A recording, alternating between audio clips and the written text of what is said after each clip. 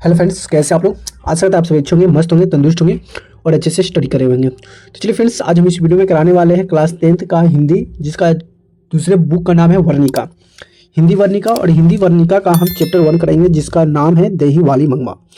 और इस दही वाली मंगमा में जितने भी मोस्ट इंपोर्टेंट ऑब्जेक्टिव क्वेश्चन होंगे, सबसे पहले हम ऑब्जेक्टिव क्वेश्चन करा देते हैं, फिर उसके बाद आपको हम इसके प्रश्न उत्तर करा देंगे। ठीक है।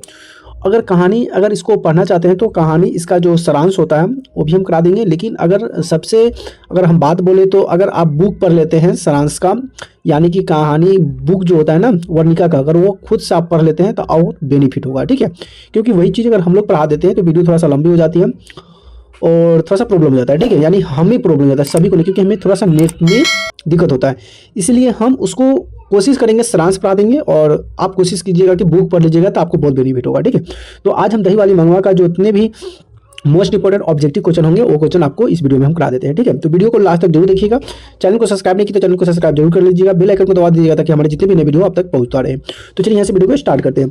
पहला क्वेश्चन आपके पास ये रहेगा कि दही वाली मंगमा जो है उसके लेखक कौन है। दही वाली मंगमा कहानी के लेखक कौन है। तो अगर लेखक की हम बात करेंगे तो यह है श्रीनिवास। कौन है? श्रीनिवास। दही वाली मंगमा कहानी के लेखक कौन है? श्रीनिवास। अगला है मंगमा क्या बेचती थी, तो मंगमा दही बेचती थी। क्या बेचती थी? मंगमा दही बेचती थी। ठीक है। चलिए नेक्स्ट क्वेश्चन ये रहा, क्या है कि दही वाली मंगमा कहानी का प्रमुख पात्र कौन थी। तो दही वाली मंगमा कहानी का जो प्रमुख पात्र है मंगमा थी। इसका मेन जो पूरा कहानी जो इधर घूमता है मंगमा के ऊपर। किसके ऊपर? मंगमा के ऊपर घूमता है। ठीक है। अगला है दही वाली मंगमा किस शहर में दही बेचा करती थी। तो ये बेंगलुरु में। ये कहानी जो है बेंगलुरु के है। ठीक है। चलिए नेक्स्ट क्वेश्चन ये है कि दही वाली मंगमा क्या है। दही वाली मंगमा कहानी की संदेश देती है। तो ये बहुओं को संदेश देती है। किसकी संदेश? बहुओं में, क्योंकि मंगमा और उसकी बहू से हमेशा झगड़ा उगड़ा होते रहता है, इसलिए जो संदेश देना चाहती है बहुओं को संदेश देना चाहती है। अगला है B.R. नारायण किस कहानी के अनुवादक है। तो यह दही वाली मंगमा कहानी के अनुवादक है। ठीक है। चलिए नेक्स्ट क्वेश्चन ये है कि लक्ष्मी के बड़े पुत्र का नाम क्या था। तो लक्ष्मी के बड़े पुत्र का नाम था अच्युत। क्या था? अच्युत। लक्ष्मी के बड़े पुत्र का नाम क्या था? अच्युत था। अगला दही वाली मंगमा कहानी किस लेखक द्वारा रचित है। तो ये श्रीनिवास द्वारा लिखा गया है। दही वाली मंगमा कहानी के लेखक कौन है? श्रीनिवास हो जाएंगे। अगला है मंगमा की बहू का नाम क्या था। तो ये नजम्मा था। मंगमा की बहू का नाम क्या था? मंगमा की बहू का नाम नजम्मा था। मंगमा के परिवार में कितने सदस्य थे। तो मंगमा के परिवार में 4 सदस्य थे। एक था मंगमा थी, उसके बाद उसकी बहू थी, उसके बाद बहू के बाद उसका बेटा था और एक पोता था।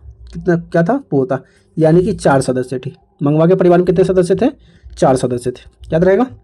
अगला है घर में मंगमा की किससे नहीं बनती थी। मतलब उसकी बहू से नहीं पड़ती थी। मंगमा को अपने बहू से नहीं बनता था। अगला दही वाली मंगमा कहानी के हिंदी अनुवाद किसने किया था। तो B.R. नारायण। इसके लेखक था श्रीनिवास। लिखा इसका ये हिंदी में जो अनुवाद किए थे ये B.R. नारायण ने किया था। ठीक है। चलिए नेक्स्ट क्वेश्चन ये रहा, रगंपा कौन था। तो ये रगंपा जो था ना एक जुआरी था। क्या था? जुआरी शौकीन आदमी था। अब ये जुआरी कहीं पे दिया हुआ? नहीं। मंगमा का पुत्र था? नहीं। मंगमा का भाई था? नहीं। मंगमा का पोता? नहीं। तो ये एक नंबर का जुआरी था। अगला है कि मंगमा एक नजम्मा के बीच झगड़ा निपटाने का अच्छा संबंध स्थापित करने का माध्यम कौन सा था। तब मंगमा का पोता, वो अपने पोते को ढाल बनाकर भेजती है कि तुम दादी के पास जाओ, ताकि दादी तुमसे खुश हो जाए। दादी तुमसे प्यार करती है, इसलिए नजम्मा अपने बेटे को मंगमा के पास भेजती है। अगला है कि कथावाचक को मंगमा क्या कहती है। कथावाचक क्या है कि कथावाचक ने मंगमा को क्या कहती है। तो माजी कहती है। कथावाचक मंगमा को क्या कहती है? माजी। अधिक बुद्धिमान कौन थी। तो नजम्मा। कौन थी अधिक बुद्धिमान? नजम्मा थी। नजम्मा कौन थी? तो ये नजम्मा जो थी मंगमा की बहू थी। बुद्धिमान इसलिए थी कि रगंपा जो था एक जुआरी था और वो मंगमा से पैसा लेना चाहता था। तो नजम्मा ने देखी कि अगर मंगमा यानी कि उसकी जो सास है अगर मेरे साथ आ जाती है, मेरे साथ मिलजुल कर रहेगी, तो रगंपा जो है जुआरी उस मंगमा को तंग भी नहीं करेगा, पैसा भी नहीं लेगा और घर का पैसा घर में आ जाएगा। इसलिए अपने बेटों को ढाल बनाकर अपने दादी के पास देती है और उससे वो मिलाती है। तो इसे बुद्धिमानी कहा जाता है। तो अधिक बुद्धिमान कौन थी? नजम्मा, जो मंगमा की बहू थी। अगला है मंगमा की बहू का क्या नाम था। मंगमा की जो बहू थी उसका नाम नजम्मा था। मंगमा का उसकी बहू के साथ क्यों विवाह था। तब पोते की वजह से विवाह था। एक दिन पोते को पीट देती है।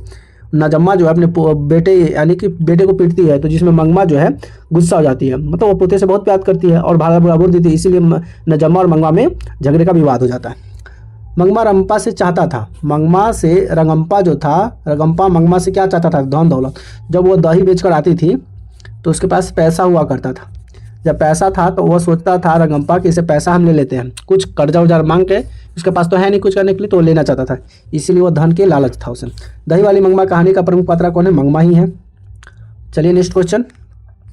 अगला क्वेश्चन है कि दही वाली मंगमा कहानी का कथावाचक कौन है? तो यह बेंगलुरु के है।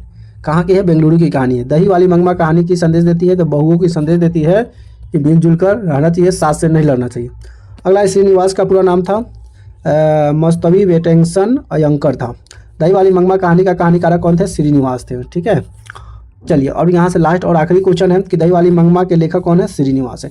देखिए एक ही क्वेश्चन को अलग अलग टाइप पे पूछा गया है, हर प्रकार में। ठीक है, तो क्वेश्चन का लैंग्वेज अलग अलग होगा लेकिन आंसर सबका सेम ही हो जाएगा। ठीक है, तो चलिए यहाँ से मंगमा का जितने भी मोस्ट इंपोर्टेंट 25 ऑब्जेक्टिव क्वेश्चन थे जो कि मैंने आपको करा दिया। वीडियो अच्छी लगी प्लीज कमेंट में जरूर बताइएगा। वीडियो अच्छी लगी वीडियो को लाइक कमेंट शेयर जरूर कर दीजिएगा।